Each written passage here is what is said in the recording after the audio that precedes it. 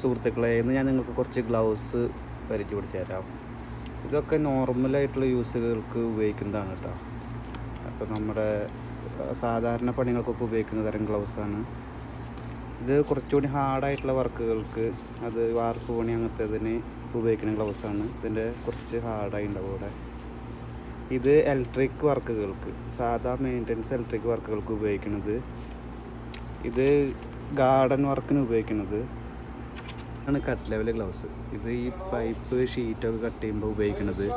പിന്നെ ഇത് vibrating gloves എന്ന് പറയും. കാരണം വൈബ്രേറ്റ് ചെയ്യുന്ന മെഷീനൊക്കെ ഉപയോഗിക്കുമ്പോൾ ഇടുന്ന ഗ്ലൗസാണ് കേട്ടോ, ടൈമിക്ക് ജർക്കിങ് വരാതിരിക്കാൻ വേണ്ടിയിട്ട്. പിന്നെ ഇത് ഈ ഫിഷ് കട്ട് ചെയ്യാനും മീറ്റ് കട്ട് ചെയ്യാനൊക്കെ ഉപയോഗിക്കുന്ന തരത്തിലെ ഗ്ലൗസാണ് കേട്ടോ. അത് കൈ മുറിയാതിരിക്കാൻ. ഇത് വലിയ വലിയ ഇലക്ട്രിക് വർക്കിന് ഉപയോഗിക്കുന്ന ഇലക്ട്രിക് ഗ്ലൗസാണ്.